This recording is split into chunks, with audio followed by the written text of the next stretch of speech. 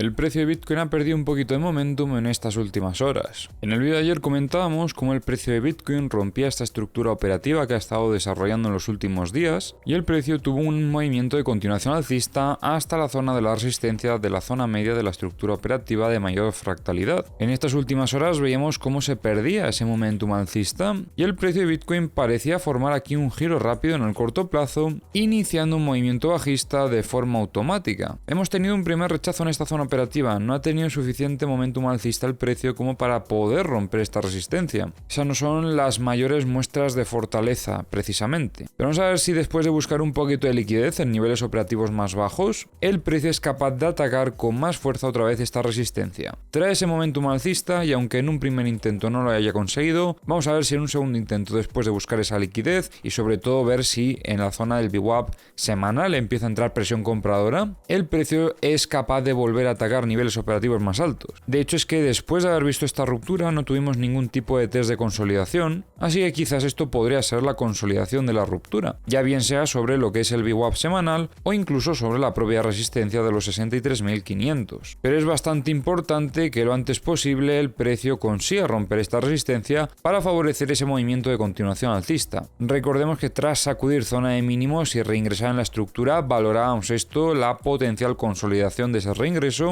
y ahora lo que tendremos que ver para seguir confirmando fortaleza es ver que el precio consiga alcanzar la zona de la resistencia, la zona de los 73.750. Pero antes tenemos varios niveles clave, como por ejemplo esta zona que hemos comentado, que es la zona media de la estructura, en torno a los 66.960. Tenemos aquí una zona con bastante presión vendedora, en torno a los 71.250, que también será otra resistencia importante, y luego ya tenemos el principal objetivo de todos. Ahora vamos a revisar como siempre las herramientas. Ya sabéis que tenéis los enlaces a todas las herramientas en la descripción del vídeo. En estas últimas horas estuvimos viendo cómo limpiaban zona de shorts, que no había tanta liquidez, pero bueno, se han ido llevando poquito a poco lo poco que había. Sobre los 67.285 empezamos a ver más liquidez, también en torno a esta zona de los 68.615. En cuanto a los mapas de 100x, se cargó esta zona y se la llevaron rápidamente. Ahora mismo veríamos un poquito más de liquidez en los 64.500. En cuanto a la liquidez de 50x, vemos bastante en la zona de los 67.235. 25x se han llevado toda esta zona que hemos comentado en vídeos anteriores, que está muy cargada, y después de llevarse esta liquidez el precio ha frenado ese movimiento alcista. Bastante curioso esto. Vemos un poco más de liquidez en la zona de los 68.370. Y ojo, porque ya nos empezamos a llevar liquidez de 10x. Ya sabéis que tenemos aquí algunas zonas que están muy cargadas de liquidez de 10x, por ejemplo los 68.900 o los 69.800. En Bookmap vemos zona de compras en los 63.570, también en los 63.200, y vemos un poquito de volumen de ventas en los 65.780 más o menos y en los 67.000. En el multibook vemos bastantes compras en los 63.600 y también en los 63.300 y un poquito de volumen de ventas que va entrando en los 65.800. En The Kingfisher estamos viendo liquidez en ambos lados. Tenemos en la zona de shorts en los 66.370, por parte de los long en los 64.325 y en los 63.000. En los TVDs veo compras continuadas por parte de Coinbase, bastante curioso esto, sobre todo porque ha recuperado todas esas ventas que veíamos hace un par de días. También compras agresivas por parte de Bitfinex. En los mapas de corto plazo vemos bastante liquidez en la zona de shorts hasta los 66.640, con pico de liquidaciones en los 66.250, y en los mapas de high leverage tenemos liquidez en la zona de los 66.230, en los 65.830 y en la zona de los 64.800.